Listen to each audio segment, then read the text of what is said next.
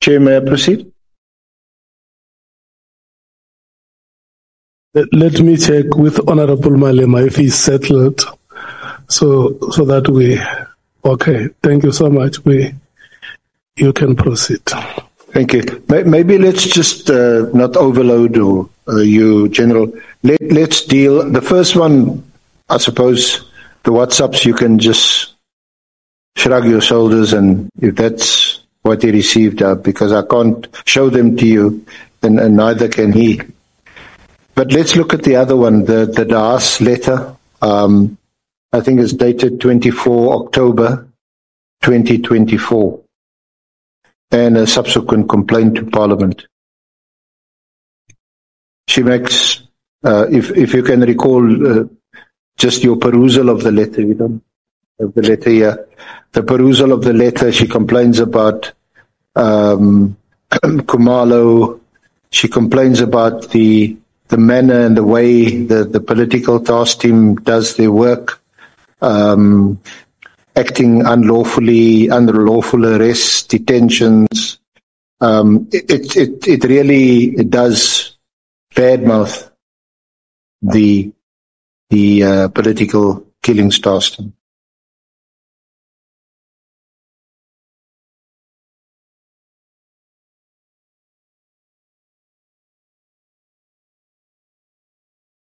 Do you want to comment, General Umkhwanazi?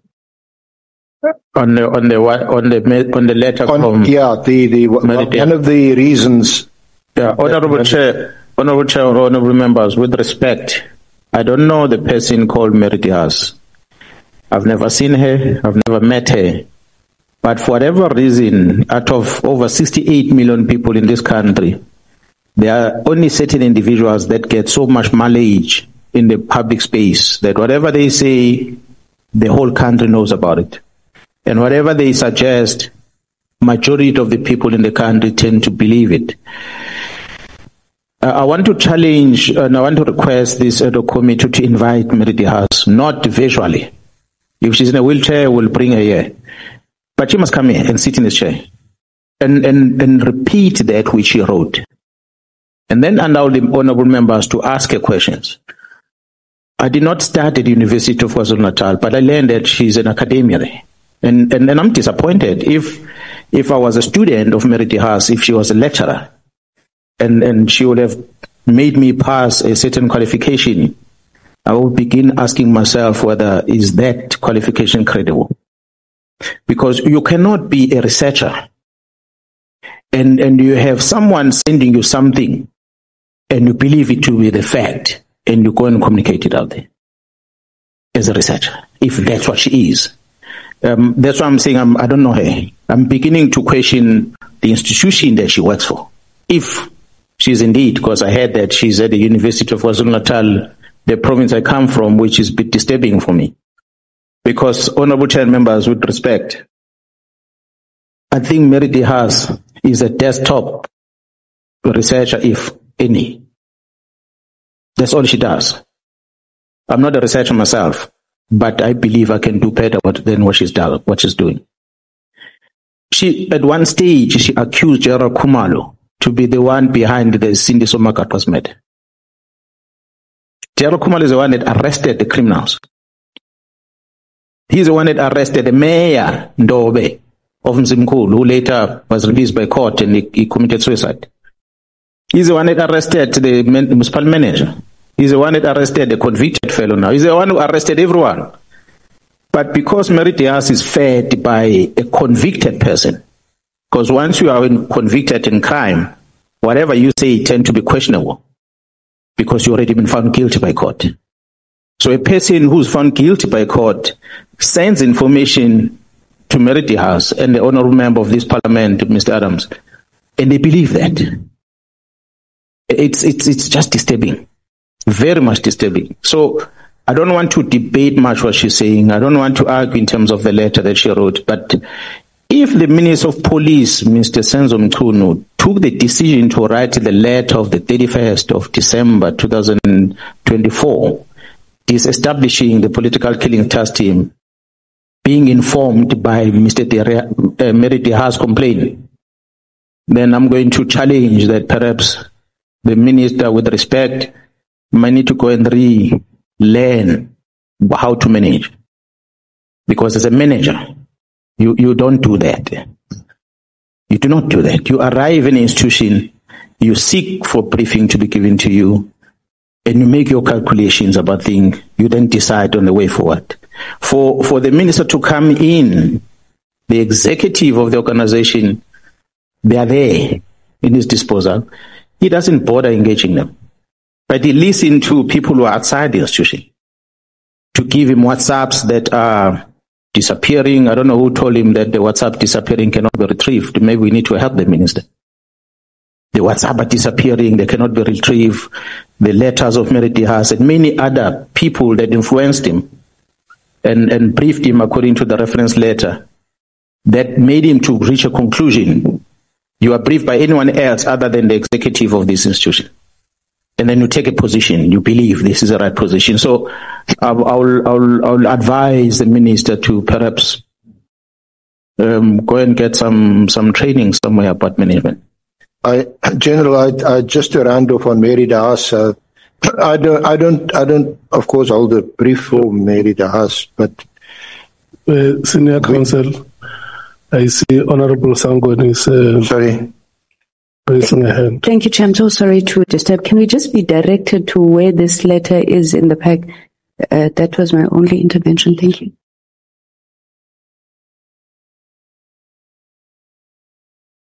It's not in the bundle.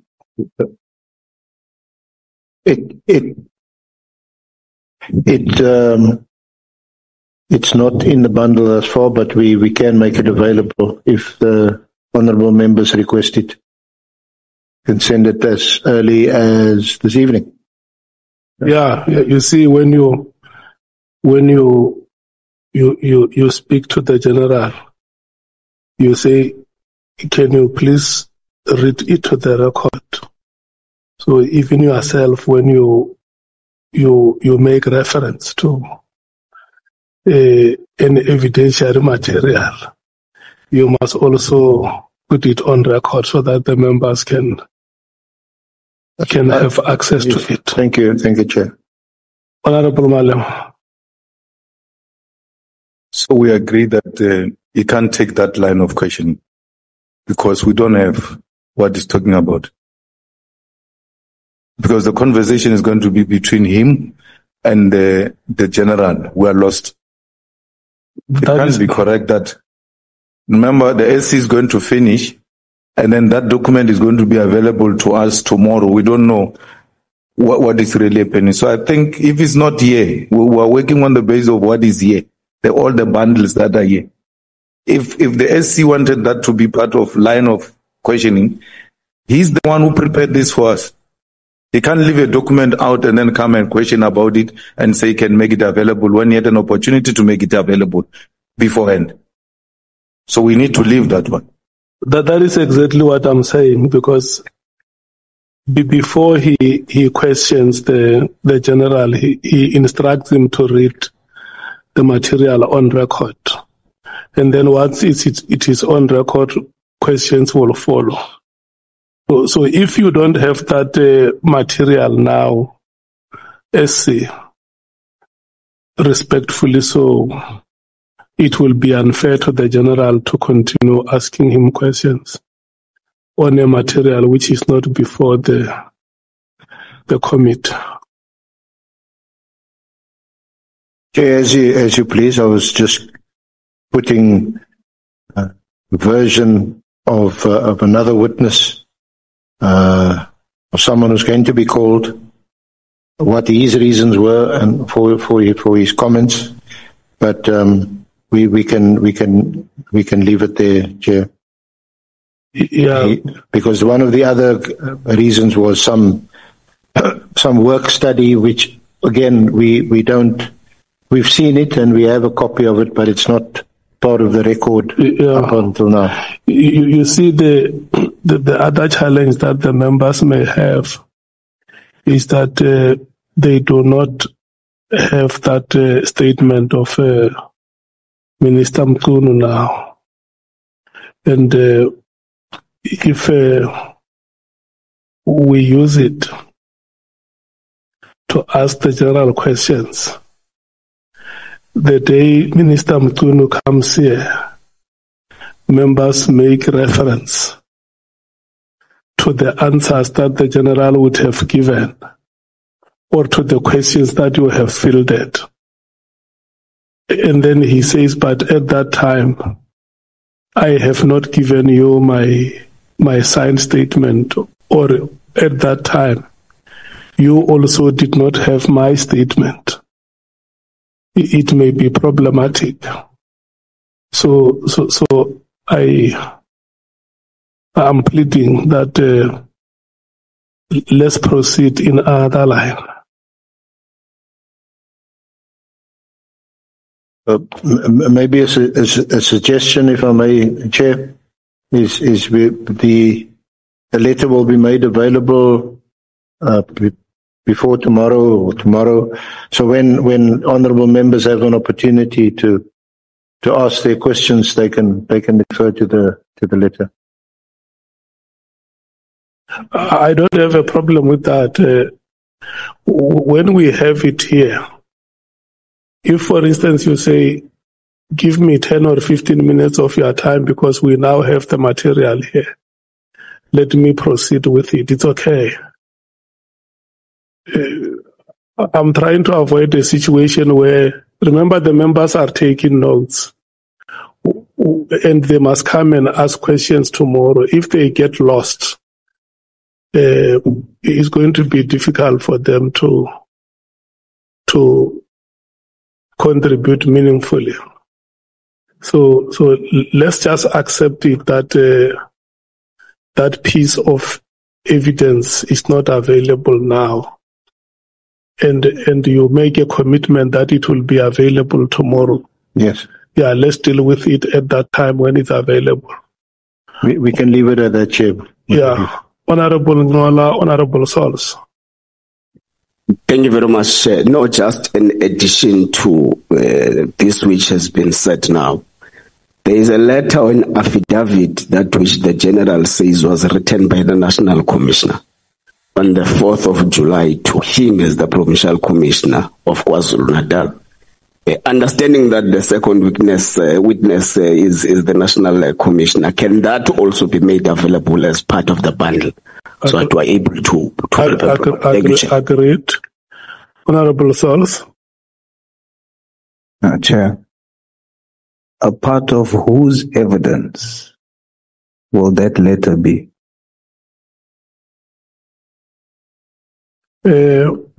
I beg yours, Honourable Member, I haven't heard you. The letter that Senior Counsel is making reference to, we are dealing with the witness statement from General umkhwanazi. The letter that Senior Counsel is referring to. Or the letter from someone has. Meridi has. Yes. A part of whose evidence is that letter? Yeah. Because we are dealing with General umkhwanazi's witness statement. It's not part of General umkhwanazi's witness statement. So whose evidence is that letter part of? It can't be an annexure to this either. Is the Senior Counsel now submitting his own evidence? Did you hear the question, Senior Counsel?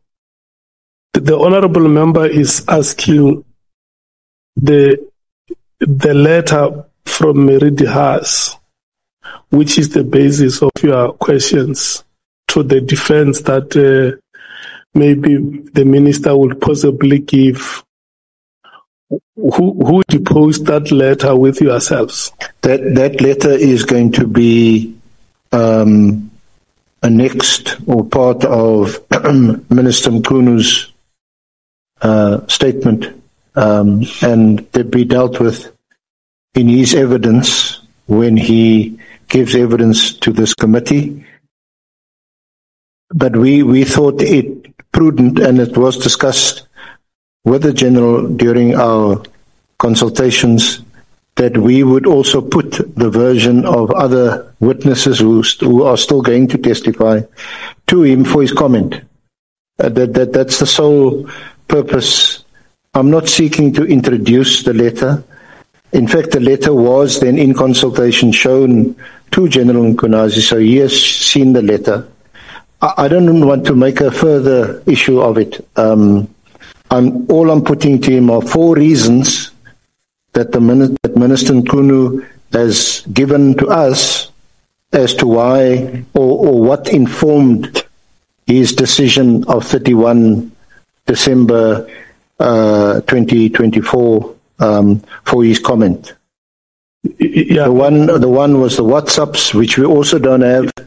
The 2 was the Hahn letter. The 3rd was budget, which we did discuss with him and which he's aware of.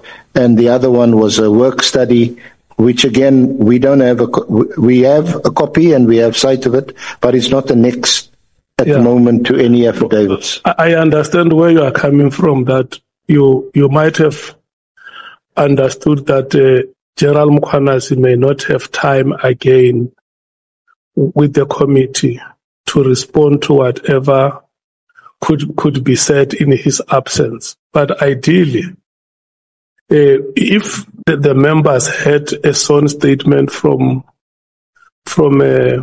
Minister Mkhunu, it was going to help them, because they will be understanding where your questions come from, to say, General uMkhwanazi, in your absence, the following may be said. And at that time, you may not have chance to answer for yourself. So, but in the absence of a sort statement from Minister Mkhunu, you become his advocate. So it must be him or his statement speaking for himself or on his behalf. But if it becomes you speaking for him in the absence of his statement, it becomes unfair to the General.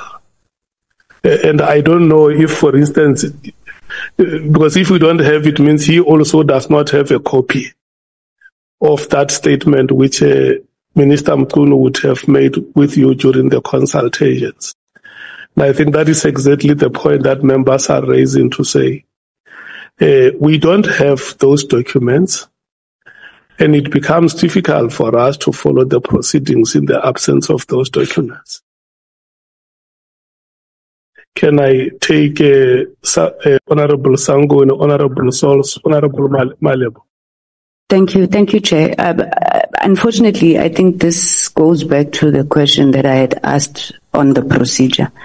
I want to be sympathetic to the senior counsel to say that, given the fact that he believed that the General would not be available to answer, he then took this approach. But it's neither procedurally correct, nor is it fair both to the committee as well as to the General. And listening to the SC now, it seems like there's a lot more issues that he still wants to introduce which do not form part of the general statement or our bundle. And that is why I had asked, are we getting supplementary affidavits from the General? Because had we done that, then we would have all these other issues that he was requested to answer. Now we're sitting with absolutely nothing, and it doesn't assist. And I'm worried that if the remainder of the questioning is based on all these other affidavits that the evidence leaders have seen that we don't have, then it's an exercise in futility, because we would not be able to engage with that. Thank you, Chair. Honorable Sols. Chair, the assumption would then be that this letter that we are talking about has been a consultation with the Minister. A consultation that we have not been a part of, a consultation that the documents we have not seen. Now, Senior Counsel extracts one letter out of the entire consultation and deems it necessary to be asked here when we are dealing with what General uMkhwanazi has submitted. It is a material wrong, Chair. even if we get that letter later, that letter forms part of the statement of the minister. It is at that time when we must deal with that issue, not here. Honorable Malema. Chair, we have been observing and we thought we must not interrupt. This process must just flow as is, but where there is material crisis, we need to intervene. Evidence leader. This is General uMkhwanazi's evidence. You lead him on that. You don't come across as if you are now cross-examining him instead of leading him. If they had a discussion with General uMkhwanazi, they should have put that in this package and lead him on that. And when you lead him on that, you make reference, go to annex what. Are you there, General? What is your take on this matter? Not wanting to shock him in the process and shock all of us, and then still be an evidence leader. I think you captured it correctly when you say the SC now becomes the advocate of a minister, that the minister is going to come here and say 1, 2, 3. Let's lead General with what we have before us, which they have accepted that it's enough for him to come and answer questions here, and not talk about things that are not before us, and tomorrow they don't even come. So please, let's leave that line of questioning and let's proceed. Honorable Skosar. Thank you, Chair. You know, I thought we were back. We are going to flow. And it's unfortunate that it appears now that our evidence leader is bringing something which we don't have as members. And General uMkhwanazi doesn't have as well any knowledge.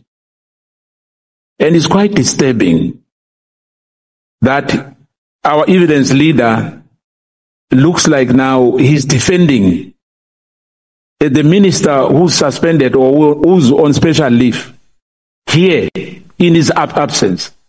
I think it would be fair if there's any information, let's have this information too. Like my colleague is saying that it's like now he's an advocate for the minister. And it's not fair, Chair. Let's be beyond reproach. Even if there's other things, please, but let's try to avoid them. The suspended or the special leave minister is not here. And we don't have any document about him as yet. Hence, we agreed as a committee to have the General uMkhwanazi to appear first before anyone here. But we never anticipated this. And honestly speaking, Chair, we don't want to be a laughing stock of this nation. We can't allow this thing to really going on with impunity and unabated here. It's unfortunate. Thank you, Chair. Thank you so much. Senior Counsel, do you want to say something? No, thank you, Chair. I'll proceed on to the next topic. Yeah, but let me say this to you. When we came back at 3 o'clock up until the time we broke for dinner, we did very well. Your work has been very impressive. And I want to say to you that sometimes even the best defenders score own goals. But the moment of conceding an own goal must not take your quality away from you. Raise your head and face the next game. Let's proceed. Sorry that I'm performing like my team, but maybe I'll support another team tomorrow. Sorry, Chair. Proceed on to the next topic. Yes. Thank you. General, again, sorry about that.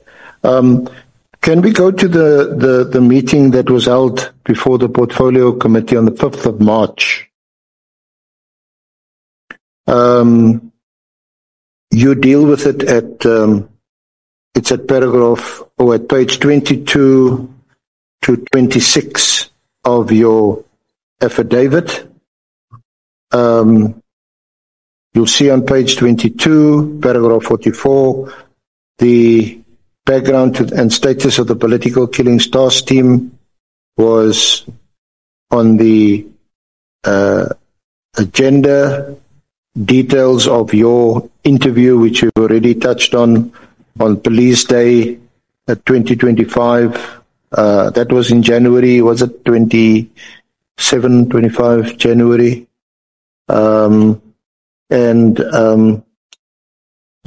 in that meeting,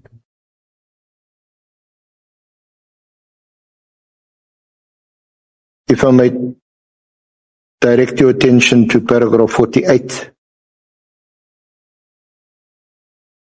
where you say, I also took the opportunity to address the committee and raise concerns that I had regarding a close associate of the minister, Mr. Bebhodla, who, although outside of the SAPS, was in possession of confidential information relevant to the SAPS. My exact comments are as follows, and the quote is on page 23 and 24 and ends at 25. You recall those comments? Yes, sir. Yeah. Do you want to comment on it any further? Yeah, well, you can look at your affidavit at paragraph 49 and 50 and 51. The 51, which is on page 26. I'm not sure if I follow you. So you want me to comment about what I presented or the response from the minister? The paragraph you're referring to is 49. Well, what you said, and perhaps an opportunity if you want to elaborate or expand or explain further, then feel free to do that. And also, yes, then address the minister's response during that meeting and his response subsequently. But perhaps, Chairperson and honorable members, if I were to summarize here, when we appeared before the Portfolio Committee on the 5th of March 2025, a presentation that I made verbally, which I think ran just over 40 minutes, I was raising issues that were dominating in the media space, honorable chair and members.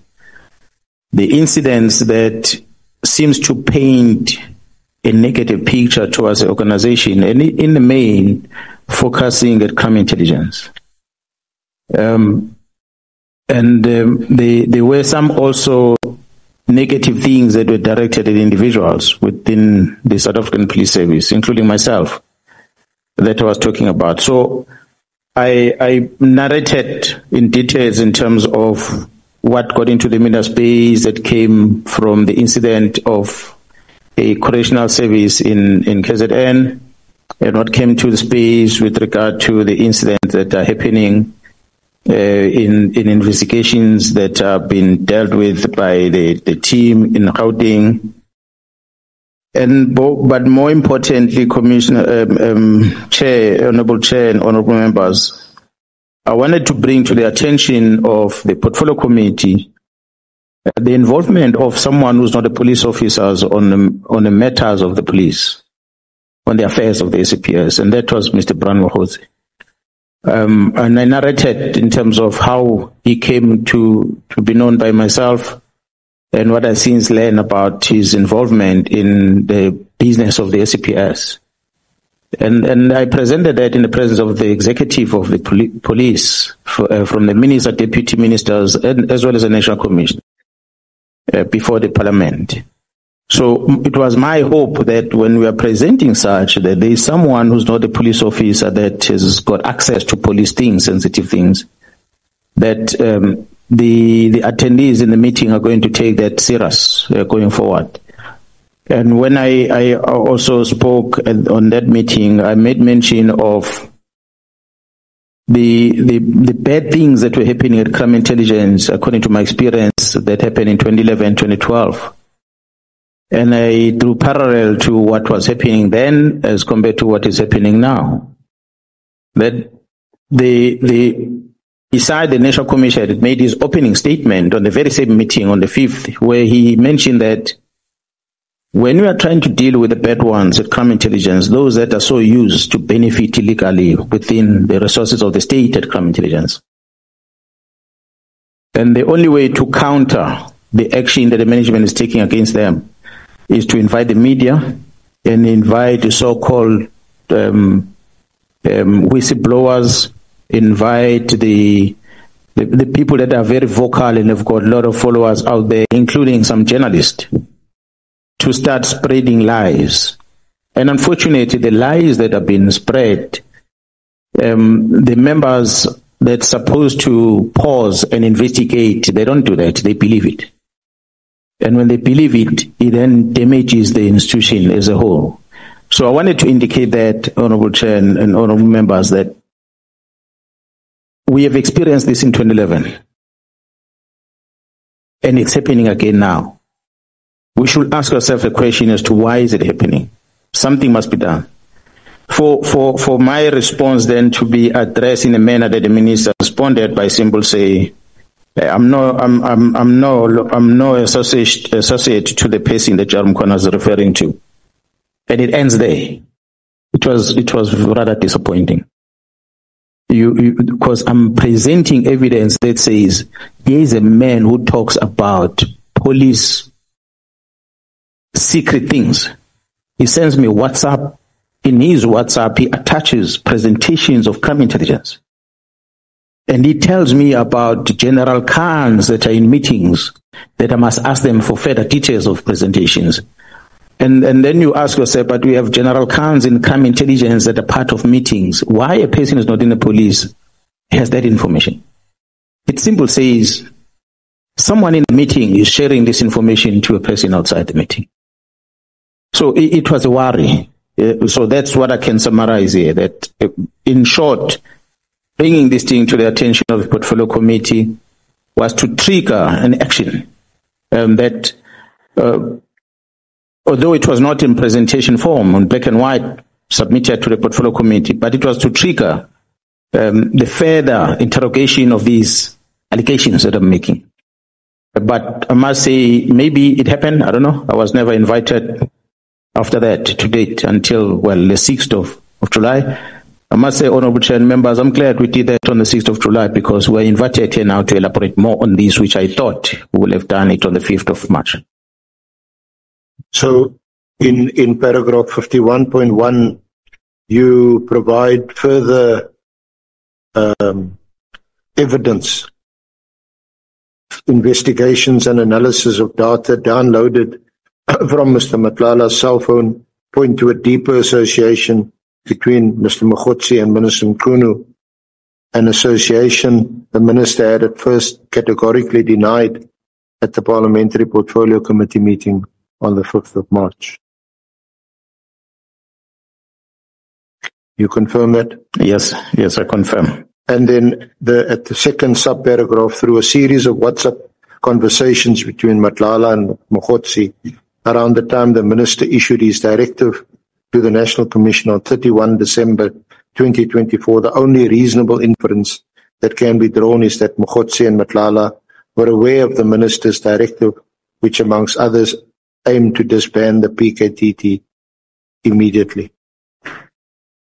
That's correct. So that is an inference that you draw, which you say is reasonable in the circumstances when you put the WhatsApp conversations together with the directive of 31 December 2024. Is that right? That is correct. Okay. Then, if I may just also, in terms of, this is still on the meeting of the 5th of March.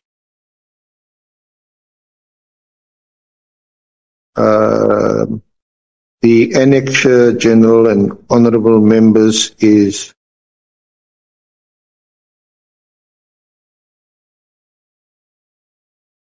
NSM 7. NSM 7, it's pages 82 to 222. It's the transcript of the Portfolio Committee meeting. And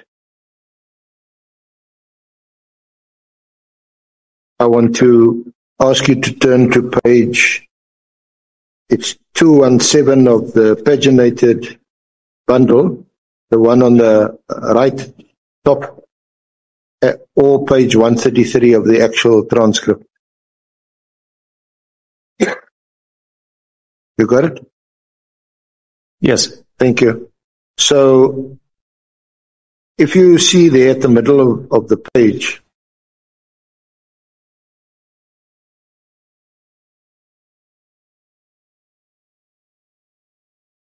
you say, so Chair, I don't want to be long, but I want to indicate that I've been there before and we've been there before. That's why even to date, the National Commissioner and myself, General Khumalo, are still regarded as the bad ones. It was no surprise, Honourable Chair and members, when I heard from media asking me about the letter to withdraw. That must be the task team. I just laughed it off because Section 207 gives me a mandate and the responsibility to do policing in the province. And then you talk about the interference, and then you said you phoned the National Commissioner who was on leave at the time. So,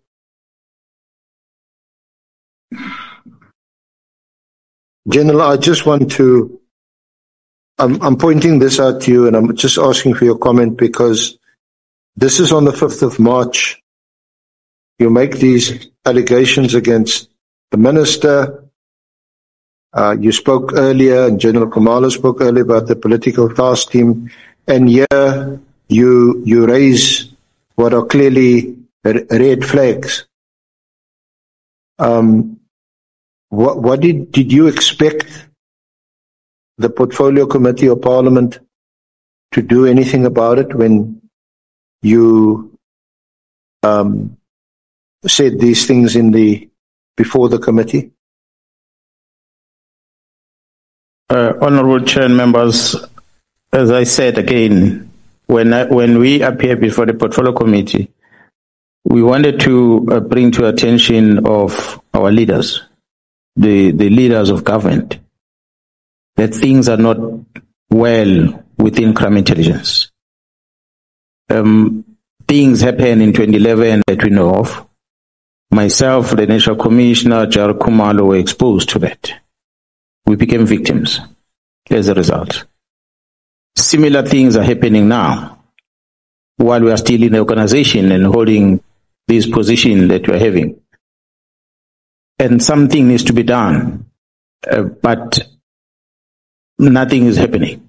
So we are bringing it to attention of the Portfolio Committee for them to know, take note of this, and hopefully do something about it. Obviously, we can't tell the Portfolio Committee what to do, but the mere fact that the National Commission made the remarks at the beginning, I make the similar remarks, it should concern a leader. It says that you can't have two senior officers in the South African Police Service talking about the problems within the space, and we don't invite them to elaborate more on these things and get to find out exactly if they are able to deal with it, or what is the status. If not, why not? So that we get to know. But nothing happens. And instead, we see some of the members of the same Portfolio Committee participating in the very same deficiencies that we are complaining about. That was a concern.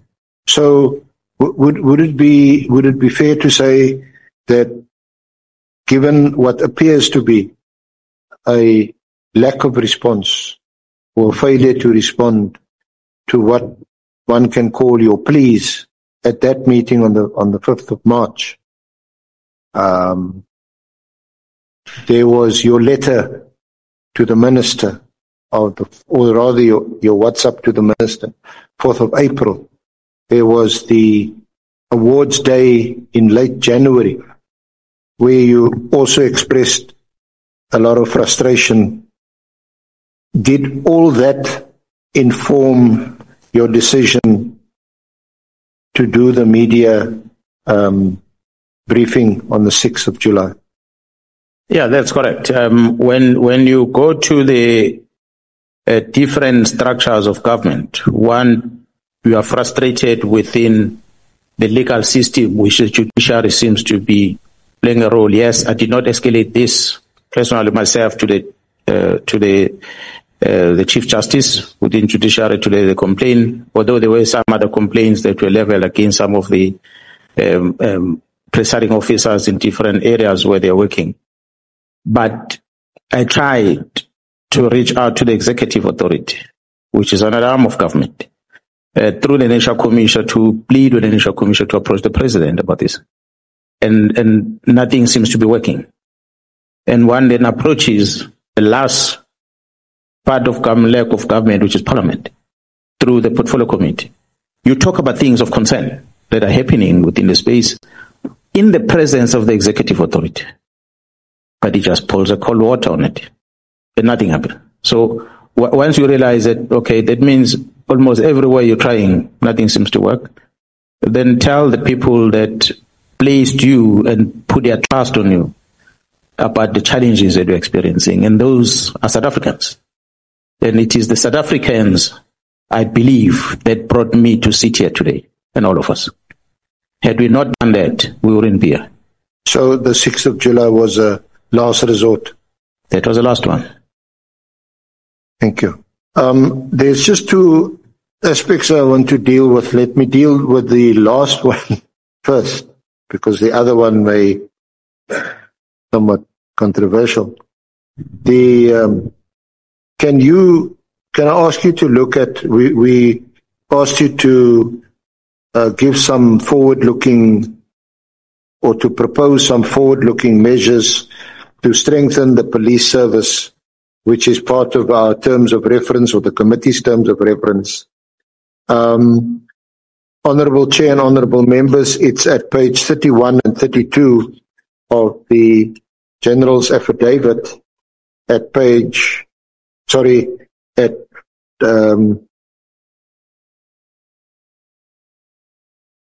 paragraph 65, 65.1 through to 65.5.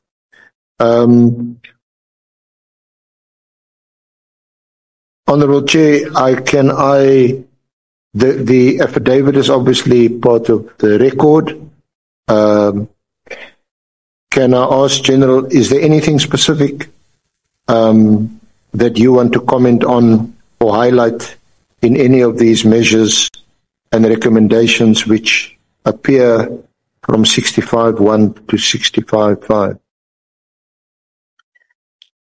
Yeah, well, I think everything is there as it stands, but will maybe as an addition, although not written here, I hope that the ad hoc committee, through the Joint Standing Committee of Intelligence, task the state security of this country to conduct a thorough counterintelligence investigation on the role of the media in this country, and specifically specific journalists that are working. Most of them, I've seen they're publishing, as I said, it's not a media house, but journalists. Some of them, they write for, I think, Sunday Times or City Press, one of those newspapers, but I know some of them write for News 24. Not long ago, most recently, Honourable Chair and Honourable Members, the Inspector General of Intelligence was requested to conduct an investigation on the purchase of properties within crime intelligence, and that is within the domain of the Joint Standing Committee of Intelligence. It is my understanding, from what I gather, that the report that will have been produced supposed to be within the Inspector General of Intelligence. It's supposed to be confined to the Minister of the Environment responsible, and it's supposed to be confined to the committee, the Joint Standing Committee of Intelligence. But in this few days back, that report was published by News 24 journalist. It's a classified document, and that talks about properties within the secret service account. So the question is, how does the journalist get hold of such? Who then gave the journalist that? I'm using this as an example. It's not the only one. There's a number of them. A number of them. When the member of the Portfolio Committee on Police says openly in public that while he's sitting in his office, whatever, there's a magic paper that appears underneath his door. Classified document.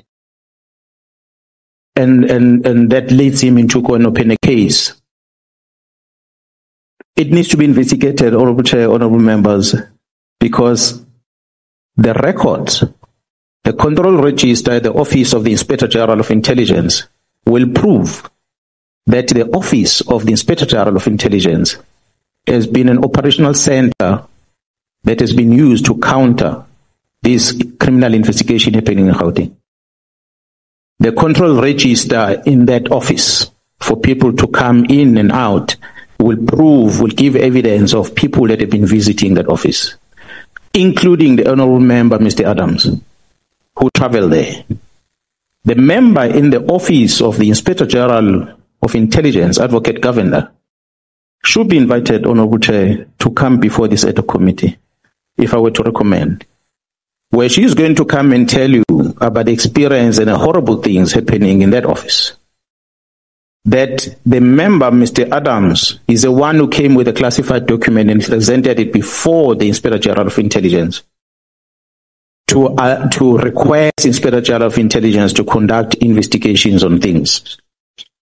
The members of IDEC have been frequenting the Office of the Inspector General of Intelligence, where things were plotted against these members of crime intelligence. So it's an experience we had with the late former advocate Khadebe, who was an Inspector General of Intelligence 2011-2012, of how that office has been manipulated. These which are referenced to on the 5th of March during my appearance. The similar things are happening today.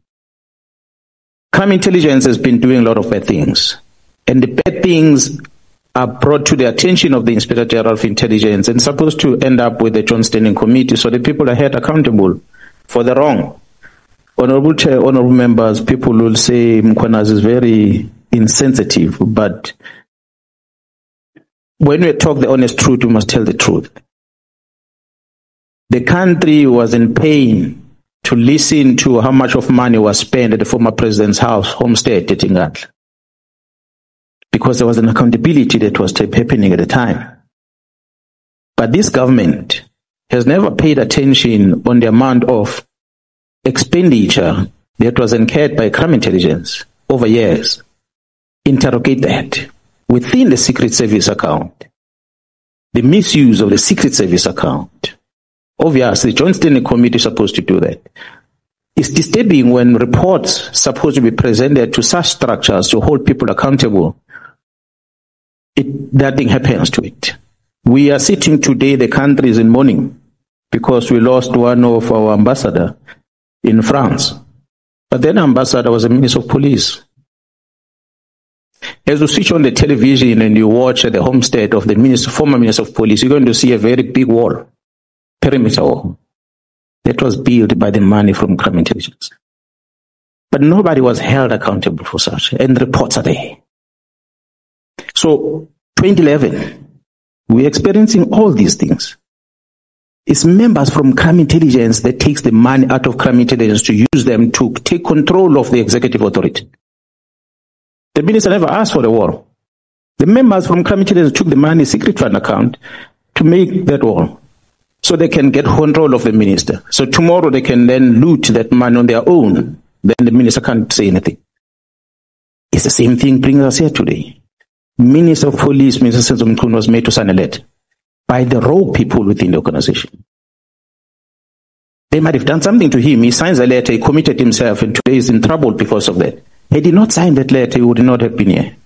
So some of the executive officials or authorities that are arriving in the South African Police Service, they had no bad intentions. But the rogue within catches them. They take control of them and they do as they please after that.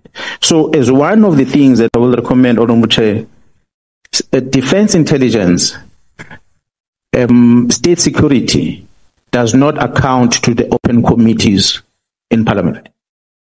Perhaps we might want to start looking as Parliament on crime intelligence. They've got two accounts of budget is allocated to them, open budget and the COVID budget. Every time when you come to Parliament, there's always this confusion as to what you say on this, what you don't say on that.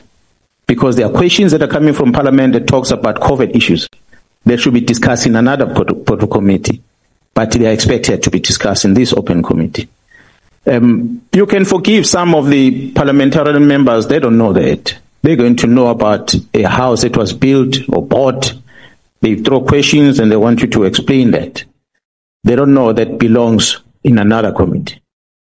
Although you have members of the Portfolio Committee of Police who deliberately, knowing, having taken an oath, that they will never divulge the secrets of the state in public. Members that are part of the Joint Standing Committee of Intelligence who are supposed to keep the secrets there. And if they ask questions, they must ask in that line. They don't ask questions. I mean, if I digress a bit, Commissioner, honorable members, the Member of Parliament that I referred to before went out in the public and said, no, when I asked these questions, there was no Joint Standing Committee of Intelligence. And the member asked me to apologize in the national TV. I told everyone else that told me about that I will apologize to the honorable member. I'm apologizing that the honorable member had forgotten the oath that she took.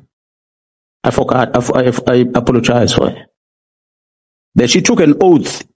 That oath has got an expiry date according to her. That this one is valid only for the period when the Joint Standing Committee exists. When a Joint Standing Committee doesn't exist, that oath that she took, it expires. The honorable member that forget that she took an oath before South Africans in Parliament not to divulge the secret of government. And she forgot about the oath. I apologize for that she forgot that oath. And she asked the questions in February and the likes. But I must also apologize that the honorable member forgot that in April, May this year, she took an oath as a member of the Joint Standing Committee of Intelligence. But she still comes to the Portfolio Committee of Police and asks questions about the secret fund account. 3 questions that the police had to respond to her and say, sorry ma'am, this does not belong here. The chairperson of the Portfolio Committee of Police knows that because I did share with him. This I shared because she denied the initial statement. Then I wanted to prove that it didn't only end there. I only made reference to some few things, not all. So there are many examples, Honorable Chair and members, that one can put, but amongst these recommendations that are put in here, one of them that maybe I didn't write is really to interrogate whether is it necessary for crime intelligence to account in an open committee? Perhaps that's where the problem comes from. Because state security don't hear much about this. Not to say things are hunky-dory that side. Defense intelligence don't hear anything about this. But crime intelligence always in the middle. Why? It's because you have a Portfolio Committee of Police that holds them accountable. So perhaps the budget must just be moved covertly, all of it, so that it goes to one committee, Joint Standing Committee, being handled there. Whether good or bad, but it is regarded as a covert fund completely. So that is one of the addition if we were to include Honorable Chair and Honorable Members on these recommendations. But maybe to narrate on some of those that are here, Honorable Chair and Members, I had requested on the first one that the South African Police Service senior management, and I hope the Honorable Members know where the senior managers in the police start from, is brigadiers and higher. Once you become a brigadier and higher, at least there must be a lifestyle audit that is conducted to all of us. And it must not be a once-off thing. And it must not be done by the police. The committee might want to find an independent entity to do that, and the report be given to a chairperson of the Portfolio Committee on Police, and then it can be elevated to Parliament. But basically, the employment condition of a police officer needs to be conditional. It cannot be just a permanent thing. You come in, you work until you retire at 60, whether you are delivering or not delivering, whether you are rogue or not rogue, you just enjoy salary every single day. We have to review that. So lifestyle audit is what I'm calling for. We all must be subjected to that, so that you get to understand, where does uMkhwanazi get the money to buy the suit? Can he afford it? And many other things that we have as police management. And I will also request that perhaps the committee, ad hoc committee through Parliament, really look at the vetting process or the employment condition in the police, because I don't know if honorable members knows the levels of vetting. You have confidential things, you have secret things, you have top secret, and those different levels. It is a given thing to say everyone must be given a top secret, and I don't think it's classified. What is it that this country regards as a top secret? Therefore, who must have access to it? Because the moment you regard something as a top secret, it means it's something that if you reveal that to the public, it's got a potential of undermining the security of the state. It must be highest level of order that you can get, top secret. So it can't be everyone that gets it. When you come and look at the police, how many people that were expected to get top secret, some of them you really ask yourself a question, is it necessary? Does this person really have to get into the top secret? There's no classification, categorization of this a post level, a post that the person is occupying, and what type of classification must be there. So I think that's a standard that needs to be set. And this vetting to be done prior to the employment of a person. Honorable Chair members, I like what SIU is doing. They vet people coming in, and if they pick up something in between, they're subjected to vetting again. So their risk management in terms of corruption is a little bit better than ours as a South African Police Service. So we might want to learn something from what they do and also adopt the same. So I'm going to invite that perhaps the members assist in terms of reviewing the employment condition of police officers. In the legislation, the DPCI legislation was amended to say any member of the Hawks that comes in must go through this process. People like myself, I'm not subjected to that. In a matter of fact, Honorable Chair and Honorable Members, majority of us don't even have those security clearance certificates. The reason being, there's manipulation in the police. The people that are controlling this vetting, they will make sure they don't give it to you. For whatever reason, they will hold it back. So you then have a security clearance certificate that valids for 5 years. After 5 years, it expires. You subject yourself for another one, and it takes another 3-4 years before they give you a certificate. By the time they give you a certificate, you're supposed to be going for the third assessment. And so there's no consistency in terms of how we're doing it as a South African Police Service. That's why I'm calling for independent body somewhere to come and do this vetting in the police, so that we can mitigate the manipulation of the process, and also to include it in the legislation as a part of the employment condition of police officers.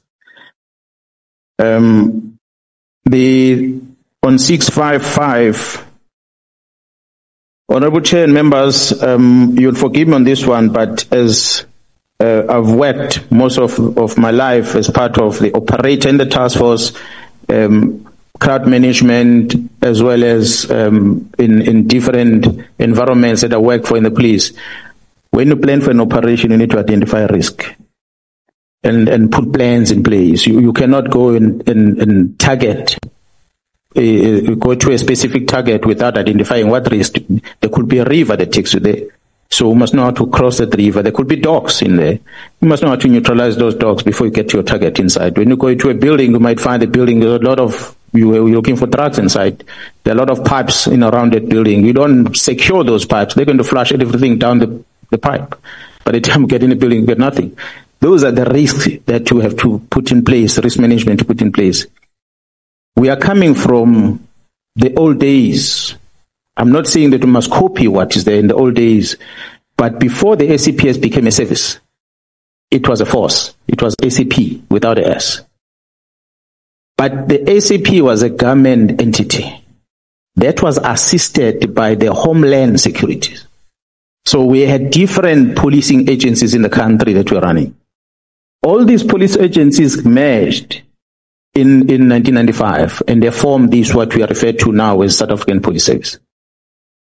And in merging all this fragmentation that was there on Homeland, which was allowing some control to some degree to be managed at different areas, be it Northwest, be it Limpopo, be it Eastern Cape, KZN, and so forth. There was some level of control over the law enforcement in those regions. When we merged in 1995, we got rid of that. We put everything together, and then we changed the constitution. We said one cabinet member is the boss, and one man or woman as a national commission is a boss. And we ended it there. Then we'll say that the provincial commission will be appointed by this one person in charge. So we've put so much powers over one person. The National Commission of the Police has got so much powers in the country. So much powers. That's why there was a plan of removing the National Commissioner now, so they put someone else. Because the person has so much powers, he can launch any case against anyone if he wants to. So to mitigate that, Honorable Chair and Honorable Members, we really might need to revisit that section of the Constitution and ask ourselves a question. In 1994, when we came together, the population of the country was not this big. When we came together and we joined these 11 agencies together to form the SAPS, the numbers of the members in the organization were not this big. We have doubled the number. We are close to 200,000 employees. It's the biggest government department that is controlled by one person. Budget is billions of rand that are allocated to the SAPS. This is an institution that has got a responsibility over the lives of more than 100 million people, because we say in the Constitution, South Africa belongs to all those who live in it. So you count the 68 million South Africans, you count the foreign nationals that are here legally, and those that are illegally in the country. It belongs to all of them. The police must provide safety on them. So when you look at this, it's a responsibility given to one individual. And one way or another, there's going to be cracks. The controls are not going to be intact. The National Commissioner comes up almost every 5 years. He arrives in, he comes up with a different strategy, he changes the structure. And the structure gets implemented halfway in his contract. And just before you acclimatize to the new structure, his contract ends, another one comes in. And they start afresh, a restructuring. We've been restructuring, Honorable Chair and members, ever since I could remember. Because there's a new boss, new sheriff in town, he changes the structure. A new sheriff in town changes the structure. So we might want to really look at that section of the Constitution that says we are centralized at the national office to figure out, taking examples from first world countries, how can we come up with a model that is going to allow the national, call it federal if you will, but the national priority crimes or national capacity that is going to have a footprint across the country to deal with specific crimes. And then you allow the provinces to some degree to prosecute certain, investigate and finalize certain cases within their level. And then don't hold the National Commission to be worried about the prosecution of an assault case that happened here at Gugulethu. Because the National Commission must account for this assault at Gugulethu from Pretoria. But you have a provincial commissioner that can take responsibility for that. And the provincial government that is voted by the people in this province that must account on the policing. So you find this gray area. That's why you're going to notice, honorable members, every time we release crime stats, some provinces have their own crime stats release, others don't. Because there's no standard set.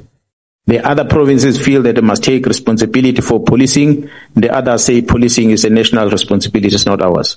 and yet the crime happens in those communities. So it is just my small recommendation. I'm not a member of parliament. I don't have authority over amending the constitution. I felt that maybe I must put this recommendation, controversial or however we can call it, but we were there before. We had Homeland Security, and we won't be the first one in the world to try and decentralize somehow. There are many institutions in different countries that are operating like that. But that is only informed by the risk management because of what I've seen, what's happening. Thank you so much. Thank you. So, General, the last topic you have already touched on, and these are allegations pertaining to members of parliament, which you deal with at paragraph 53, and more specifically in relation to Ms. Diane Kohler-Barnard from paragraphs 54 onwards, and it goes through to paragraph 60.3 on page 30. Yes, sir. Those are the matters that I was referring to, which is why maybe if the honorable members will go to the annexures on the documents and you start reading from NSM 13, 14, and 15 on number 238, 239, and 240 respectively. Right. You're going to see on the annexure, the annexure number is written at the top corner. It's written 238, top right corner. Is NSM 13. Yes, towards the end of the annexations. Honorable Chair and honorable members, I want to give this as a classic example. That's why I was apologizing on behalf of Ms. Kohler-Barnard that she had asked me in public that I must apologize. That she forgot that she was a member of the Portfolio or Just Standing Committee of Intelligence, therefore she should have known about this. On 238 NSM 13, there was a question from Parliament that was talking about the procurement of properties within the South African Police Service crime intelligence. And the response to this question was that this matter must be referred to the Joint Standing Committee on Intelligence, which has an oversight responsibility over intelligence. That is one. If we move to the next page, and that one, question number 326 that came from Parliament in February, on the 14th of February. The second question, honorable members, on 239 NSM 14, question 3617. This question was asked in June this year.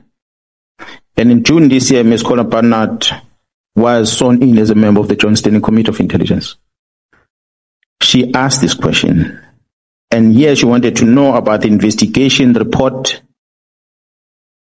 that was undertaken by Inspector General of Intelligence. I don't want to say this perhaps is that report that ended up being spoken about by News 24, but here's a question in Parliament asking about the report, and News 24 writes about that report. They put the report out publicly. So she was asking about this report, whether the minister will finish her with a copy of this IG report and the findings thereof, and whether the report and findings implicated senior SAPS officials in any suspected criminal activity, and whether SAPS members are currently under criminal investigation in relation to the specific matter. Again, the response on this by the National Commission was that it is recommended the question be referred to the Joint Standing Committee on Intelligence, as it relates to the sensitive matters that are dealt with by the JCI as the Parliamentary Oversight Committee of the country's intelligence services. I invite you to another question, Honorable Chair and honorable members. The question number 3409, the same question that came from Ms. Kohler-Barnard. These questions were written to the police as part of the portfolio committee of police, which is dealing with open account. And these questions are asked by the person who's already taken an oath at the Joint Standing Committee of Intelligence, but she's asking in the wrong committee about this. Exactly what I had said at Madlanga, that she took things that belong somewhere else and she put it somewhere else. So these are the evidence. Honorable Chair, honorable members, this question 3409 is asking specifically about the buildings that Crime Intelligence have purchased. And she wants to know the details about that. And the period that she's referring to is a period when Jaro Kumalo was in the office, which is a 2023-2024 financial year, and the years subsequent to that. And she asked whether the Minister of Public Works and Infrastructure was approached about using buildings which are already owned by the state. And she also wanted to know where the building is going to be used for. She wants to know, through the open committee, what is Crime Intelligence going to use these buildings for in each province. The response, again, Honorable Chair, honorable members, from the National Commissioner, which is dated the 28th of June, just a week before my public address, that given that the question relates to sensitive matters, it is recommended that this matter be referred to the Joint Standing Committee on Intelligence, the Parliamentary Oversight Board in respect of all intelligence services, including the Crime Intelligence Division of the South African Police Service. Honorable Chair and honorable members, this is just part. I repeat, this is just but an examples of the things that we're putting before you. There's other evidence that we have in our disposal that we don't think is necessary to put them here because they belong to the Joint Standing Committee of Intelligence. I've said it before, that examples we're going to cite a few. We cite example, the member goes to the media and challenges us, and we have to then provide further examples. Honorable Chair and honorable members, I've said it before when I presented at the commission, which is my statement is a reference to, that Crime Intelligence have got their own ways of operations that don't 100% conform to the norm that we all know and understand. How they acquire a facility. They do not acquire facility through public works. And Honorable Konapanat knows that because she's been in this committee for that long. The Crime Intelligence have been leasing buildings as safe houses. They've been leasing properties. And some of these properties, Honorable Chair and members, and I'm not inviting you to go deeper to finding out because it's not within your space, it's within the Joint Standing Committee. But you will be shocked of some of these properties that we've been leasing as a South African Police Service, Crime Intelligence. Who do they belong to, number one? And whether they are used for what they are leased for. In government in general, the lease of a facility, it's a public works responsibility. But Crime Intelligence has been leasing buildings from as far back as I could remember. And there's never been issues about that. The matter of fact, Honorable Chair and members, some of the members within Crime Intelligence have benefited from the leasing of their own facilities to Crime Intelligence. The same members that are feeding the members of Parliament as if the purchase of this property is irregular. I've said it before, I don't work at Crime Intelligence. If the purchase of properties is irregular, then definitely the head of Crime Intelligence and the National Commission must be held accountable. If they broke the law, they must be held accountable. But hold them accountable on the correct structure of government. Don't misplace it. Don't go to the media and talk about it and grandstand about it. Take it to the Joint Standing Committee and say, I demand that there must be accountability here because this is done wrong. And then for sure, that action is going to be taken. But if you're going to take it out of that structure into another platform, and you make allegations that are unfounded about the members of Crime Intelligence, the risk with that, which I repeat before this committee, is that the members of Crime Intelligence are going to be forced to defend themselves. And the only best way to defend themselves is to speak the truth. And when they come with the truth, majority of you will not be able to stomach it. This country is going to burn. Because there are top secret things that should not be discussed in public like that. So if you make the members look bad, they're going to counter. They're human beings. They've got families. They've got friends. They've been paraded as criminals in front of international TV. They were paraded when they were arrested. They were branded as bad people by these members of this committee, of this parliament, some of them. They kept quiet. But they know the truth. They have evidence, Honorable Chair, conventional or otherwise, that they have, which if they were to present it, it would be a press briefing that would be worse than what umkhwanazi did. So I needed to prevent that by warning that let's not hold back and allow that the very same executive authorities, parliamentarians, participate in the wrong. Honorable Chair, if you were to ask me, I will say maybe we must close down crime intelligence, remove everyone that is there, and start afresh, if you will. Because I know names within crime intelligence that are bad. They were there in 2011.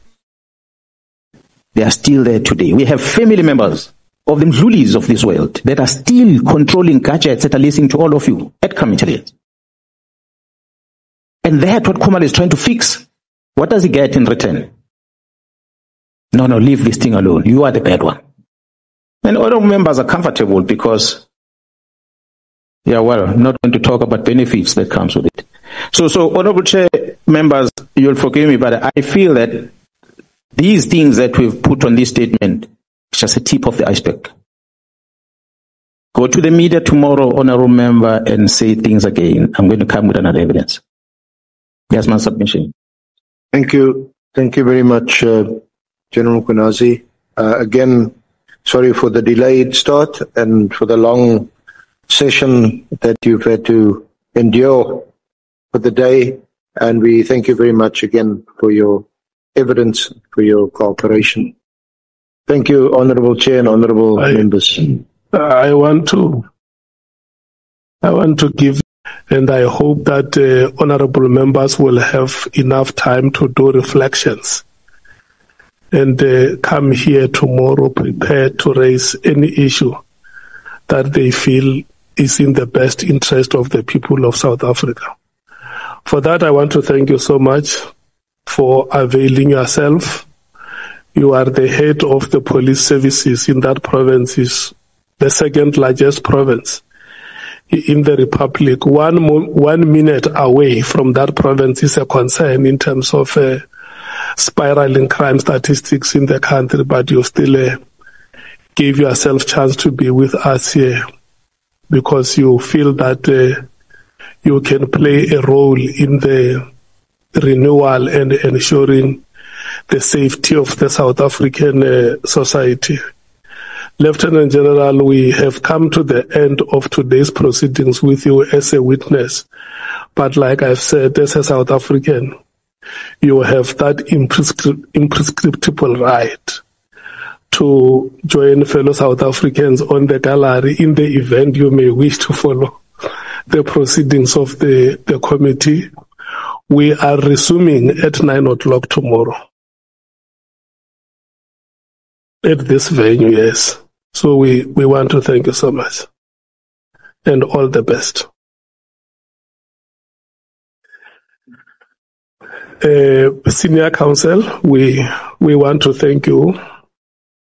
Look, it has been a marathon on your part. It has been one of those days, and I still want to repeat. The best cricketers can still be dismissed for ducks in some matches. But that does not take the quality away from that cricketer. If you are an accomplished batsman, you will always remain that. If you are one of the best bowlers, you will always remain that regardless of the moments, the low moments you would have encountered. I think all of us have learned. I did an interview during dinner. I took responsibility on behalf of all of you. When they asked me, I said, I am the chairperson of this committee. I was supposed to have been the first person to see the word supplementary on the report. I do not want to pass the buck to anybody. It's my responsibility as the chair, and I take responsibility for whatever defects that could have been there on our statement. If there is any head that has to be chopped before anybody goes to any member of the committee, before they go to any of our staff, it's my head that must be on the block. This is it's how accountability is taken. So we want to thank you so much, and your team. Very encouraging to see young South African females doing work for their country, and Lerato and Maria. I think there are lessons that you have learned. We will be very proud one day to meet you amongst the high-ranking legal personalities in this country. We learn from moments like this, and we become better. So, honorable members, I can see that there is nobody who has intention to leave this house. So we now go back to the issues that honorable members have raised. Number one, the chief whip is making a proposal here that let's allow the Democratic Alliance to go and make a reflection on the matter.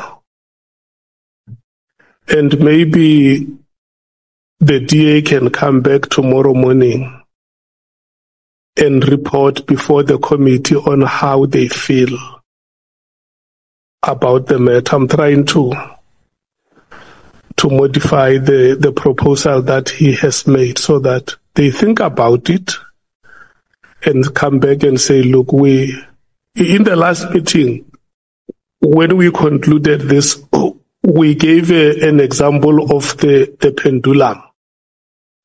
And when you listen to the presentation that has been made here, the pendulum is now skewed. It's no longer 60-40 or 50-50.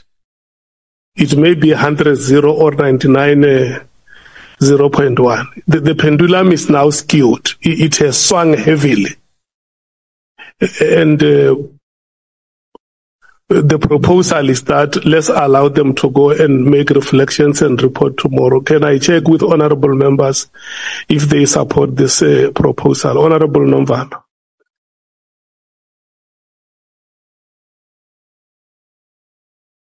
Yeah, no, Chair. We want to put forward what we think can be the best solution. Okay. As the MK party. Like we said earlier, that we have an intention of deliberating on this issue, because even when we were discussing about it in our previous meeting, we had a very clear position on what must happen. And today, what we have been yearning for has been proven to be correct, because we made some glaring observations during the testimony of General uMkhwanazi. The member in question could not even hold herself. She was making reactions. She was throwing tantrums. Yeah, but let's not cast aspersions. No, I'm not casting aspersions. I think I'm sharing my observation, Chair. It's what transpired. Yeah, it's not an aspersion. I request you with due respect. Observation. Yeah, let's go to the merits. That's where I'm going. Yeah, but that's where I'm going. The reaction of the person cannot be a merit point. The merit points are the ones. No, it is, Chair, because it borders on the integrity of this committee. The point that I want to make here is that her continued presence in this committee is a compromise to the entire committee. And it can never be a matter of choice for the DA. It's a matter of this committee, because the reputation that is going to be damaged is not a reputation of the DA, but the reputation of the ad hoc committee. Chairperson, all members that have been invited in this committee are members who have been invited on the basis of the statement that was made in a press briefing.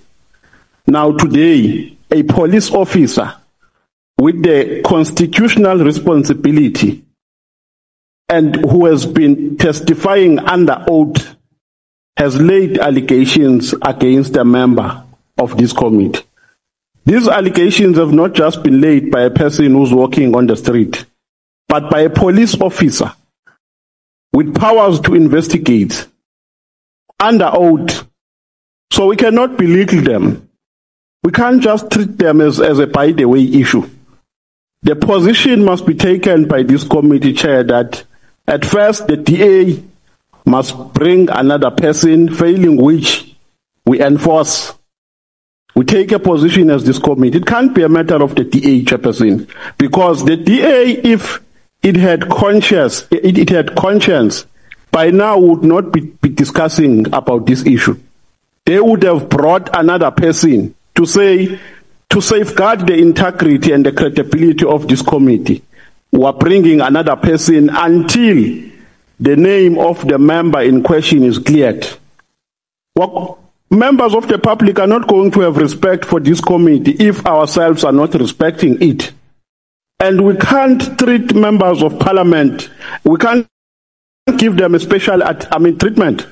If we invited members of the public on the basis of a statement that was made in a press briefing, why are we allowing members who have been implicated by a testimony under oath and by a police officer here to be part of this committee? Then that means we're not taking ourselves seriously. But if the committee decides to take a decision which is contrary to what we are advancing, chairperson, then as the MK party, we are going to continue to make our position that we are not part of it. We are not part of that decision. We are not embracing it. We are not honoring it. We are not going to give any respect to a person who has been implicated by a police officer. He must be treated equally with the members of the public.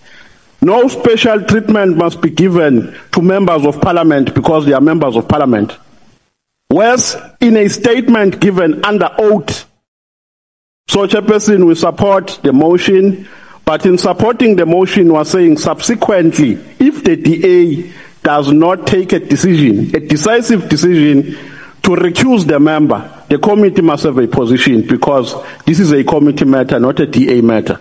Thank you. Honorable,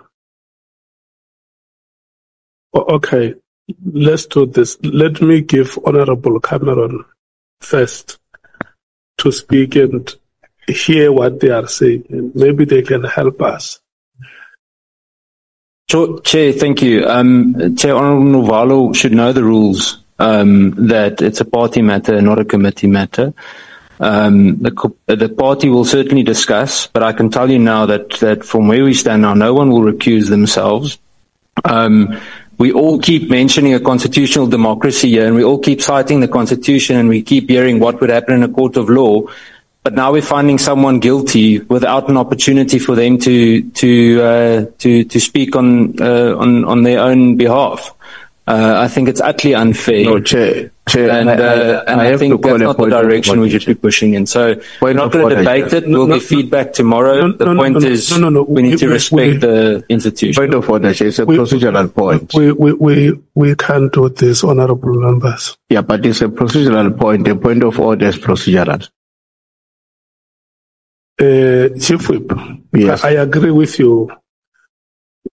Can we allow the member to conclude, and I will take the point of order, please? Chair, I would respect that, but the point of order doesn't apply when the person on the scene is done. So you are saying I must abandon it. So out of respect for your abandon, but I can't go back to it when he's no longer talking. Yeah, I will still rule the person out of order if your point of order holds. But it's fine. Let's do this. Let me sustain the point of order and allow you to go ahead. I will come back to you, Honorable Cameron. Chief Whip. Yeah, Chair, procedurally, when a person is out of order, the requirement is that you must make the call here and then. The point I'm making here is that we have never found anybody guilty. The accusation is being leveled against the point we made, that we are acting in violation of the Constitution by condemning anybody guilty of anything. We have not done that. All we have called for is that can we find a way in which the legitimacy and the integrity of this committee, a parliament that has been challenged in public, that people were saying, why did you keep quiet from March? If we have a possibility now as a small committee of parliament to protect our own integrity and that of the institution we represent, I think we have an obligation to raise that matter. And to raise that matter can never constitute a finding guilty to any member of this committee. Thanks. Look, the point of order is sustained.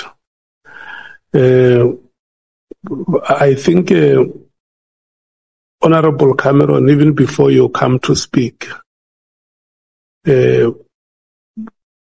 where I'm sitting, I would want you to have an understanding of the principled issues that the members are raising. For sure, you might have heard me trying to intervene to say the approach dealing with the matter, we must not be ad hominem. Let's not attack the person, but deal with the merits of the case. There is a presentation that the General has made here. If we were going to speak, let's forget about the name of Honorable Dian Kwalabanat. And that's why you heard when Honorable Nomvalo was speaking, I said, even if she might have reacted, let's think the reaction away from the facts and face the facts that have been made here, that if from the last meeting we were at 60-40 or at 50-50, we are now at 100-0 or at 95-5. The pendulum has swung and has swung heavily. And that is why there is a proposal here that, and I think the members are making this proposal out of euphemism to say, go and look at this matter and come back tomorrow and say, here we stand as the Democratic Alliance, as one of the parties in a multi-party democracy, South Africa. And this is what we have said we want to be to the people of South Africa. And this is how we are being viewed. And in the light of this, as the DA, we are coming before you as a committee of parliament to say, this is how we're dealing with the matter of our member. Because what is important here is not the participation of the member. What is important is the integrity of the committee. The committee in which the member must serve must enjoy precedence over party preferences or party dispositions.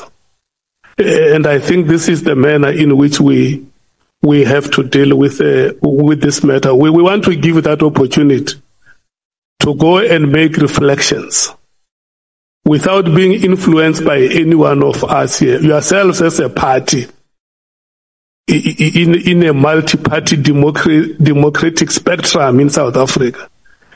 You make reflections before we start in the morning. You can just whisper to the chair and say, look, Chairperson, we reflected. This is how, as the DA, we think we must resolve the matter. Because now, as it stands like this, the member must sit here. The member must request the committee to be a witness before the 17th of October. To say there are serious allegations which have been made against me. And I think as a leader, the bar of leadership is very high. There are no allegations which can be made against you and you just ignore them. They will evaporate like a dew. I mean, look, yeah. The member would have to request before the committee, I want to sit where uMkhwanazi was sitting, and then clear my name. But you can imagine sitting this side 1 minute and then the second minute this side. If the committee has to make a decision about the truthfulness of the allegations, how does the committee arrive at that decision when the member sits in the committee one day, the other day sits on the side of the witness? Point of order, Chair. So that is why I want you as the DA to understand on a point of order, Chair. Yeah, I'm coming to you, Chair. It's a procedural point. Okay, sustained. The Chief Whip called order, and when he called order, there was a speaker on the floor. All you needed to do was to sustain that order and refer back to the Honorable Cameron to conclude whatever anyone needed to say. And then allow us to contribute to the matter, and you do exactly what you are doing. So it can't be that in the middle of the point of order, whether you sustain it or not, and then people are being told what needs to happen and all of that, even before their side of the story is heard. He was still in the floor. Please allow him to finish. Yeah. I agree with you that I must give him a chance. I was laying principles here to say the reason why the Chief Whip called a point of order was because the Honourable Member was doing exactly what Honourable Nomvalo has done. And Honourable Nomvalo will remember very well, I even said, let's not cast aspersions. But Honourable Cameron did the same things. And that is why we must lay principle to say, even when we give him a chance to speak, let's help each other to arrive at a decision that best serves the interest of the committee. Honourable Cameron. May I speak, Chair? Yes. Chair, so I just wanted to conclude in saying that we are going to engage, as I said at the beginning. But I must reiterate that no one is going to recuse themselves tonight. We will give feedback tomorrow. Yeah. And must be very careful. I heard the statement that the Chief Whip said about March, being quiet since March. It's again the same type of allegation where it's clear to me that the transcript in this very file wasn't read properly. If evidence isn't considered, a decision can't be made. So we can't be a kangaroo court ourselves, but nevertheless, we will give feedback tomorrow. Thank you, Chair. Okay.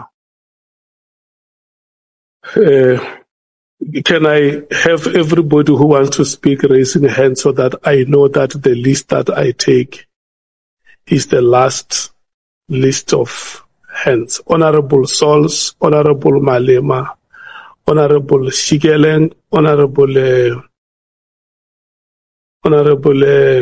Skosana, Honorable Nola, Honorable Sangona. But before I give you, wait. Before I give you a chance to speak, I see there are alternate members who are raising hands.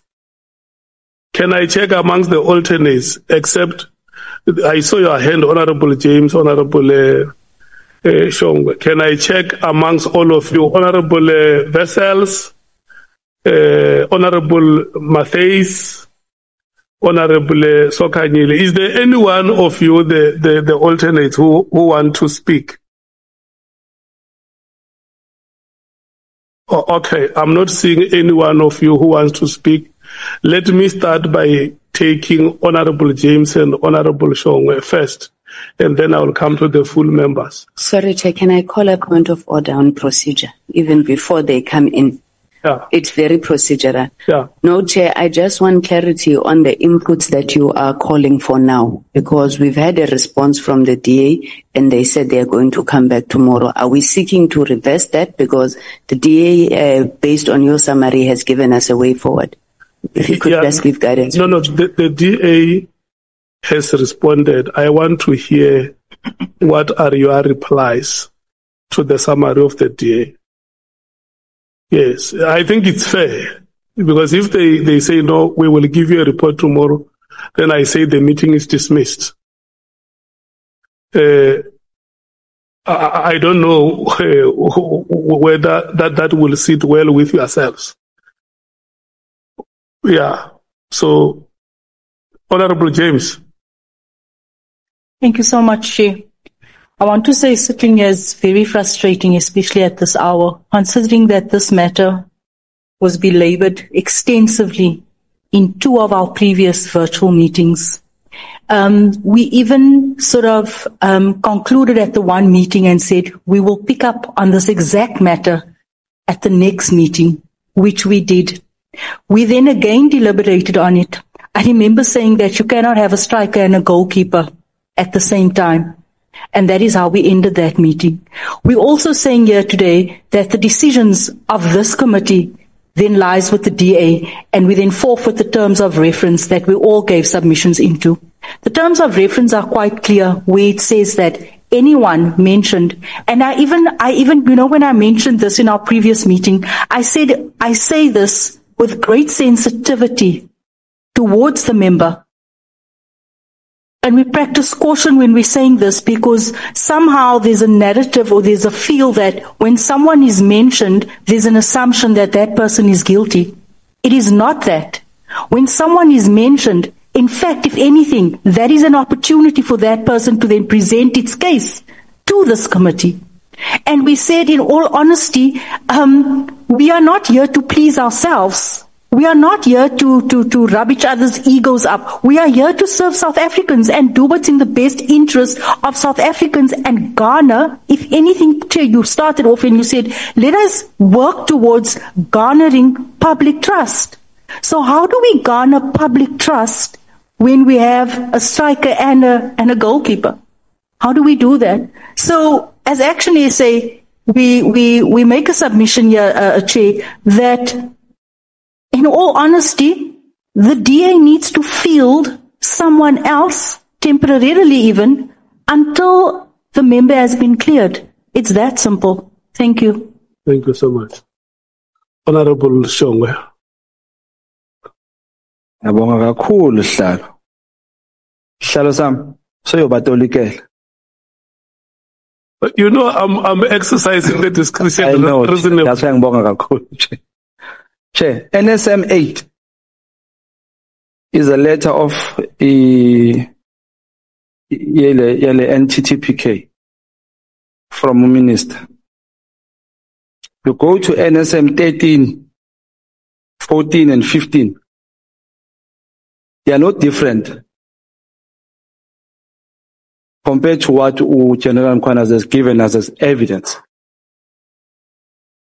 under oath here. 13, 14 and 15 speaks about Honorable Kolapanat.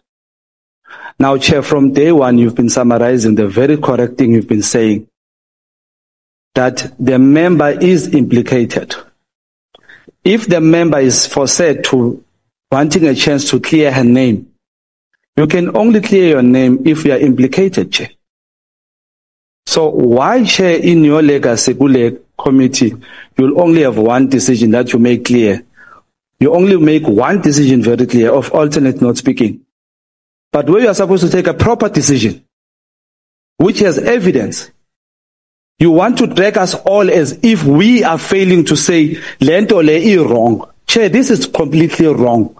She is implicated. We can't change that. Please do not drag us with that. Please do not drag us lapo. If you are failing to make that decision, which you've always summarized correctly all the time, Chair, Chair. Why do you look at the chair? Because the matter is on. The reason I'm looking at that, Chair, the matter is on 13, 14 and 15, which you... Exactly, Chair. You just said it clearly and nicely that for her to clean up her name, she has to sit there. So let's wait for that chat. And Chair, we can't be bullied by DA. Tina, we don't owe DA anything. It can't be. It looks as if, Chair, we are so scared of DA that once we take a decision of removing a member of DA, we're not going to get our salaries on of the month. Chair, on a point of order, can't please. put us there. Sorry, on a point of order, Chair. You will get your chance. Don't worry. You can't be bullied here now. I'm asking for a point of order, please, Chair. It's not necessary to be rude. There is a point of order. Let's hear it. Chairperson, we've said we will come back tomorrow with an answer, clearly. But Chair, we're not here for the Honourable Member Diane Kohler-Barnard. The reason why we're sitting in this room is because of General umKhwanazi. That's why we're here. And the press conference that he held on the 6th of July. On that date, he did not make any mention of the member of the Democratic Alliance. That only came out at a later stage, Chair. It has nothing actually to do with what is going on here at the moment. So I think, as we've said, we will come back tomorrow morning, but the other parties that are now trying to bash the DA and badmouth us and saying all the things they're saying, it's not necessary, Chair. If you would like to, we can ask the Honourable Kohler-Barnard then to go and present herself tomorrow morning first, if that would make everybody happy. I don't think she would even have a problem with that. But the fact is, we are here for what happened on the 6th of July, and the Honourable Member was not discussed on that day. Thank you, Chair. It was a point of order, Chair. I don't know whether it is a point of order. But can I continue, Chair? Can I continue, Chair? You know, honourable members, you need to help us with the contributions that you make in the meeting. Do you think we can wake up tomorrow and say, Honourable Barnard must sit here? It's not how we do things. Were you done, Honourable Nomvalo? Honourable Shong? No, I wasn't. I was disturbed. Yeah, you are left with 1 minute because you are betting on discretionary time. Okay, Chair. Chair, I think let me finish there, Chair. Mbonga for your time. But Chair, please don't put us in a position where we are seen, all of us, as if we are all wanting to protect the DA and its wrong decision. And we can't be asking the DA to decide on themselves and do any wrong. It is your powers, Chair, that you must decide, this is wrong, this is how it's going to go. If you can decide on alternate, please, Chair, this one has evidence. Alternate has no evidence. There's evidence here, Chair. Thank you very much. Thank you, Honourable Sols. And then the next is you, Honourable Sols. Yeah, it's your time now. Honourable Chair, let me remind the committee. We discussed this matter, and I want to remind the committee that I said in the last meeting that we criticized my president, Gayton McKenzie, but he took a stance of principle when there was just allegations of my deputy president, Honorable Kenny Konena. He was removed as a matter of principle. An investigation was done, cleared. Now he's back in office. You can question the investigation, that's yours, but the principle. And we were calling for that. We agreed in that meeting that what we will do as a committee, we will stay that discussion. We will wait until General uMkhwanazi comes and gives testimony. Once he gives testimony on the record, under oath, we will then decide. Here we are. General uMkhwanazi has made the point. It's incorrect to say that we are here just to focus on what General uMkhwanazi has said on the 5th of July. That's incorrect. We are here now, officially.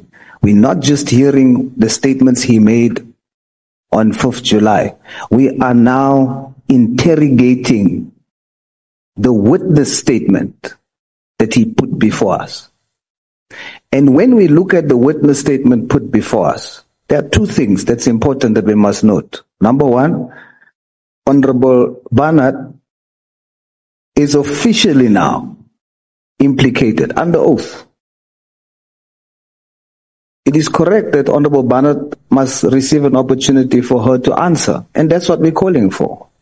That she must have an opportunity to fairly answer the allegation. The second thing, from pages 199 in the witness statement, right up to 218, page 218, close to 19 pages, literally has the content of almost everything that that General uMkhwanazi has said here. And that refers to the 5th of March. In the 5th of March meeting, chaired by Honorable Ian Cameron, General uMkhwanazi said the very same thing he said here. It's here on the witness statement, on the pages I've just quoted. He stated it. The question now hangs, what happened after the chairperson heard this very same thing? What was done? That question is hanging. The chairperson is also implicated. But what has happened? We now need to ask that question. So I put it to you, Chair. Both Honorable Bana and Honorable Ian Cameron must recuse themselves and answer to this. Right? We must not give an option for that to happen. It's a matter of principle. For us to sit here and say we're going to wait for the DA to come back and say to us whether they want to do it or not is not correct.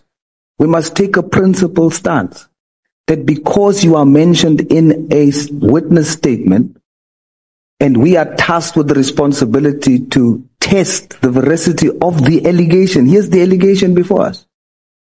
We must therefore hear them as witnesses. They must come and respond. But they can't sit on the committee until that has happened. I conclude, Chair, by repeating, as a matter of principle, both Honorable Ian Cameron, in his capacity as chairperson of the Committee of Police, where these things was mentioned, and nothing was done, and that's the reason why there was a press briefing, he has to answer to that. And Honorable Barnard, because she is implicated, must also do so. And that must be decided now, not tomorrow. Thank you, Chair. Honorable Malem. No, thanks, Chair. Comrades, especially Honorable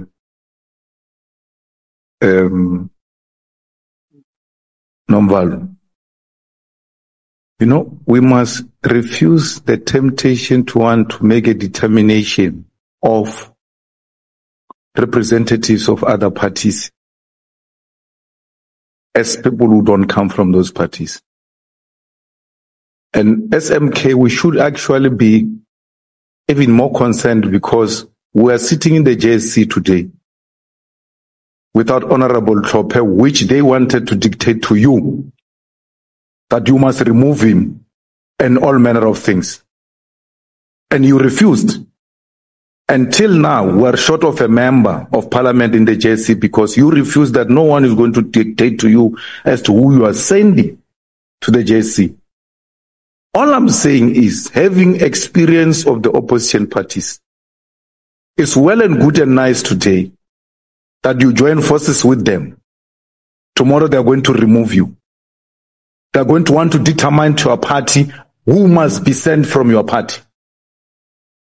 We shouldn't agree to that. We shouldn't agree to that.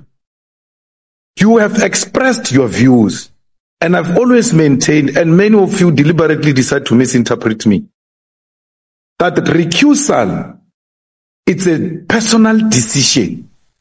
You have raised issues. The DA has listened to you. She has heard you. Whether she takes a decision to stay or not to stay, the public will take a decision about that. It's her decision. But to sit here... Point of order, Chair. Procedural.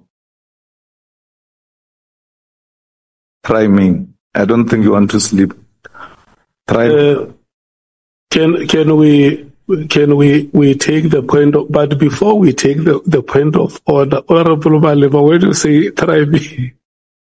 No, I'm on the floor. You didn't say I must stop. So I'm making my points. Try me, boys. That's what I'm saying. I'm not talking about any other thing. I'm just saying. It still remains a procedural issue. Yeah. No. I'm speaking until you tell me to stop. When a point of order is called, only you can tell me to stop. Yeah, no, I'm taking the point of order. Okay, thank you. I'll pause. But I want that try me. Yeah, Chair. Recusal is not a personal matter. It is a matter of a substantial conflict. And so we must just clear that up. It's not personal. It's procedural to say that we must be clear. It's a substantial conflict. Yeah, but Honorable Souls, you are debating the matter now. I thought you were raising a point of order, but if you debate the matter... I'm raising a point of order. It's misleading to say that we are trying to do something that's a personal matter and we're trying to enforce something that's not procedural. We are raising a point that there's a substantial conflict and procedure holds. You must recuse yourself. I don't think there is disagreement on the matter of recusal. You are arguing for recusal, and he is explaining how recusal should happen. May you proceed? Thank you, Chair. So, it can't be correct that you want to determine a membership and representative of certain political parties in this committee, and I've said to you, we do not constitute ourselves. Now calls are being made for you to remove people from this committee who have been sent, correctly so, by their parties. It might be nice today, but you're establishing a precedence that is not sustainable, Honorable Nomba. You ought to be it doesn't matter how you feel at the time. You ought to look at the future and turn tables as to what's going to happen if this happens to us one day. I know how these chaps operate. Extremely unprincipled. Today they want to appear like they've got principle on recusal and all manner of things. Again, to say what General has presented here must be accepted as a gospel truth because it was said by a police officer under oath, then we must take what he says about Honorable Mkhunu because it's been said under oath.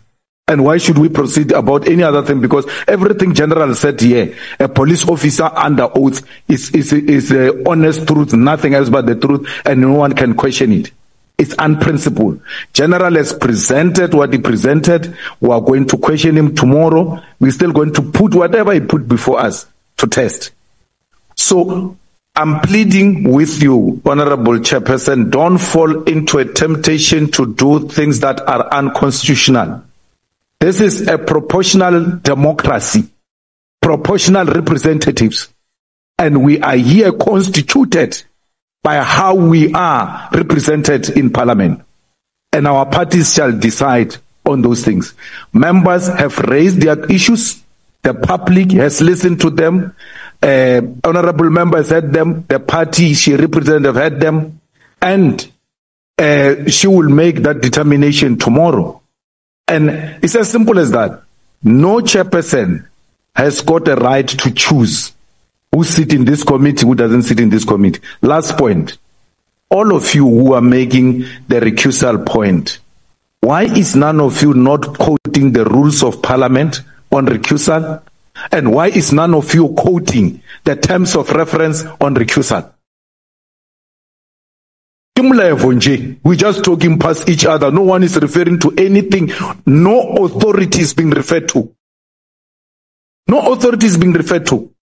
I'm just saying, we need to remain principled. Nothing wrong with the chief whip having raised this issue that this member has been implicated in a manner she has been implicated. We are still appealing to a conscience and leave it there. Not remove. You are able to remove alternates, but you can't remove a person who's implicated. You have no such power. Neither do us have the power to determine what happens to the delegation of the TA. And let me remind you, Honorable Noval, when they refused Honorable Klope to go to the JSC, I took this stand I'm taking now. It's not for the first time. That's me. I took this stand even on Honorable Klope. I said, you are not going to do that. If he's a member of parliament, he must enjoy all of those privileges until a certain decision is arrived at by the courts of this country. So today, the tables are not on your side. You say, no, you can determine who must be sent from the other party. But when it comes to your party, no one can determine who you must send. So, comrades, be principled. This road is still long. We just finished a year. We have another 4 years to go. With these honorable members that are here with you, behaving like they are raising principal matters when they are setting a precedence for you and setting a trap for you. Be warned. Point of order, Chair. No, I'm serious. I've got a point of order, Chair. Yeah. Honorable Sang. Chairperson, we were silent. I think for most of Honorable Malema's input, he was addressing members. He was not addressing Chair, as is the rules of procedure in a meeting.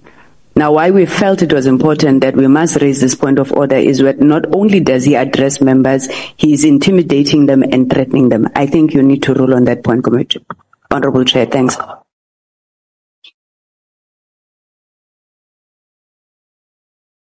Okay, I will rule on that matter later. Honorable Sols. Chair, it's wrong of Honorable Malema to say that we are putting it publicly here that the statement and the testimony that General uMkhwanazi has made, we consider it truth. It's not correct. We do not consider the testimony truth. But our terms of reference says any allegation made by General uMkhwanazi, we will investigate the veracity of that allegation. There's an allegation from the General toward Honorable Barnard. There's an allegation here in the testimony of the meeting for the 5th of March. It is on that basis that we are citing Honorable Ian and Honorable Barnard. It's not personal.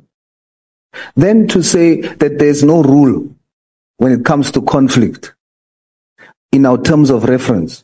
Our terms of reference is not exhaustive. If we have not dealt with recusal, it does not mean you should not deal with it. It's a general principle. If there's a conflict of interest, which here we put forward that there is substantial conflict now. When we raised it before, it was just conflict of interest. When we raised it before. Now that there's a testimony under oath, and within the witness statement, there's an allegation, it now becomes a substantial conflict. And we will be wrong to say the fact that there's a substantial conflict based on testimony under oath, we ignore it. We are merely saying you cannot be judge and witness. The two honorable members must be witness so that they have a right of reply to the allegation. Thank you, Chair. Honorable Sikele. Honorable Sikele. Oh. Chair.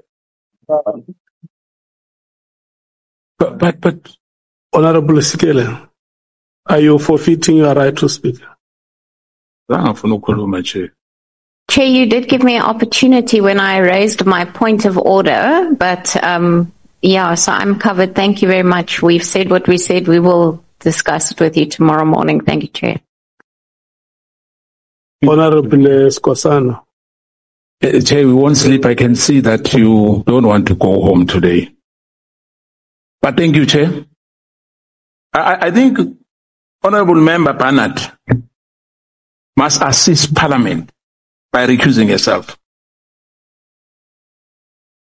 Voluntary to help the integrity process of this ad hoc committee.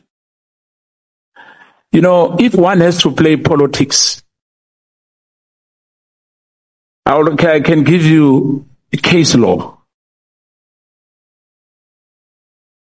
We had Honorable Mazzoni. We had Dr. Sope. The DA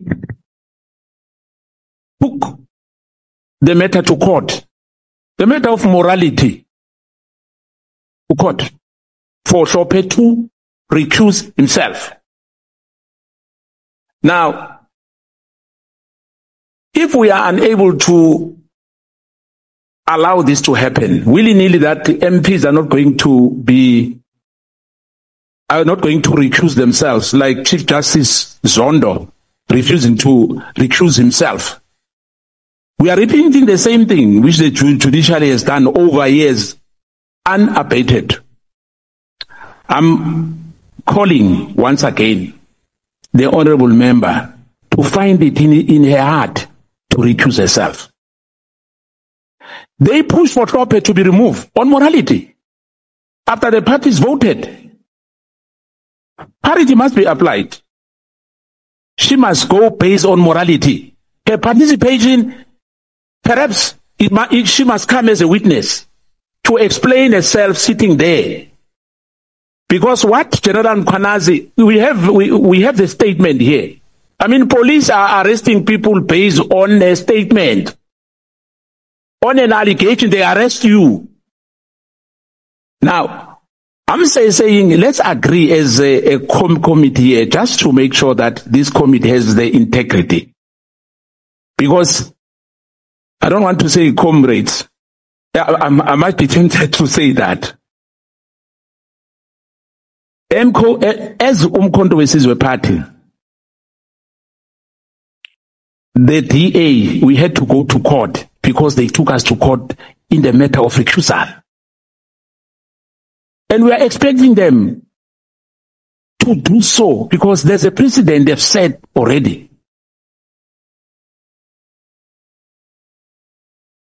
Let's call a spade, man. We'll be writing to the Speaker requesting if the DA doesn't want to recuse their member. And in fact, she must be even in the JSCI because she has compromised them. We had it here. Until it's cleared, there's no problem. Not that it's not going to be a member of Parliament, an honourable member. If she clears herself, she'll come back, no problem. But let's not set a bad precedent here. Let's do the right thing. We started wrongly, blaming the legal team, which let us down. It's a fact. But let's not, us as honourable members, the same. A simple thing. I mean, there are 87, as you said. If she recuses herself and she's cleared, she'll come back. No problem. Thank you, Chair. Honorable Nomvalo.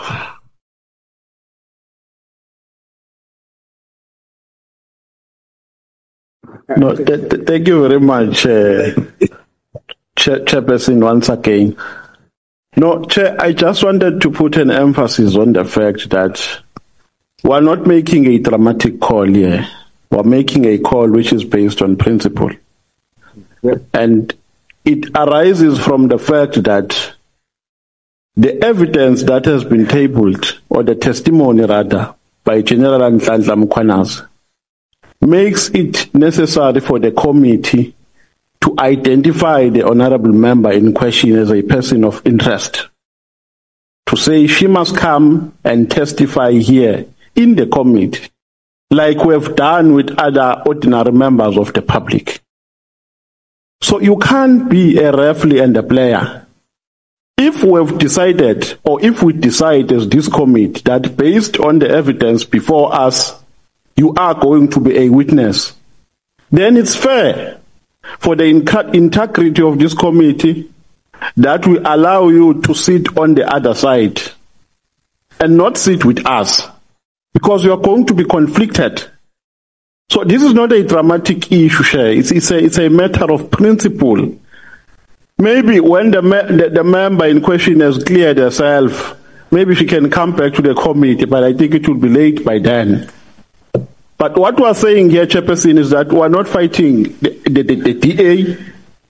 The DA has many members who are saying they can bring any other person who is not implicated by what has been put before the committee by General umKhwanazi. Like my colleague has said, Chairperson, that in this country, the law allows police officers to arrest people based on prima facie evidence.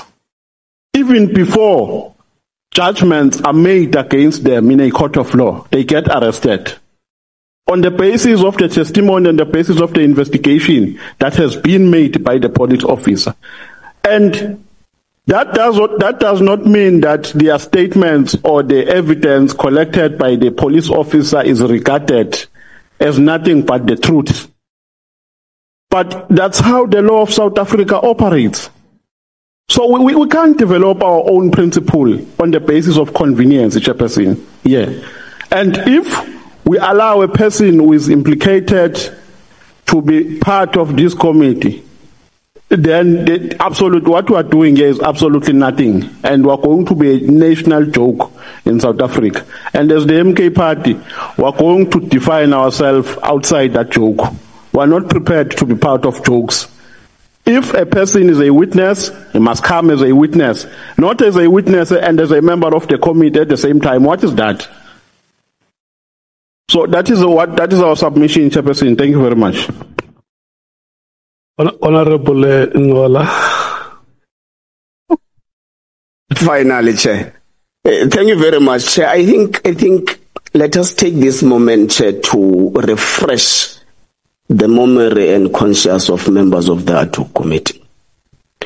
We had robustly discussed this matter in the past 2 ad hoc committee meetings, and a standing decision was taken with the appeal from the members of the DA that this matter let be ventilated at the time when there is an accusal that is, or accusation that is tabled before the committee. That's the decision. It's a standing decision of the ad hoc committee. Now, under oath here in front of us, there is an allegation of, that is, or accusation that is tabled before the committee. That's the decision. It's a standing decision of the ad hoc committee. Now, under oath here in front of us, there is an allegation of, regarding one of our members. And that in its own raises a reasonable apprehension of bias. Chair, there is no doubt, it is common cause that we are living in a very litigious society. Now, we are trying humbly and respectfully to put safeguards to ensure that the process of Parliament is not compromised. Chair, part of what we must take as a lesson to this, from this process is that the rules partially address the issue relating to conflict, not wholly. But Rule 30 of the National Assembly rules does regulate conflict. And it regulates it in 2 aspects.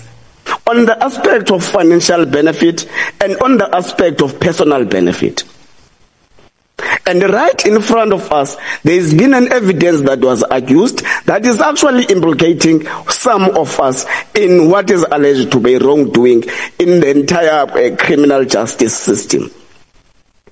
To check beyond the rules, there is overwhelming precedence of Parliament on matters relating to, matters of this nature. In the 6th administration, this Parliament, Chair, had to restart a process of appointing a deputy public protector on the basis of a reasonable apprehension of bias. And you know what's fun about it, is that it's the DA that actually raised that conflict in those interviews. Secondary to what Honorable Skosana was saying about the JSC.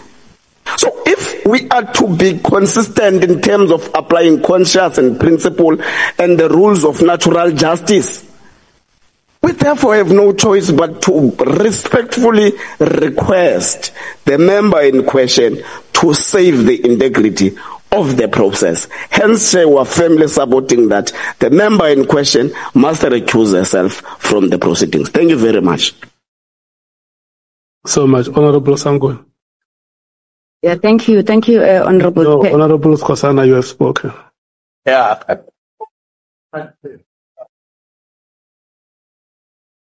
Chair, I'm on the floor. Can I be protected from the MK? Look, in that row, you are 4 men against 1 female. And there is a female just right in front of your eyes. And she must be given an opportunity to speak. And then you can't tolerate that.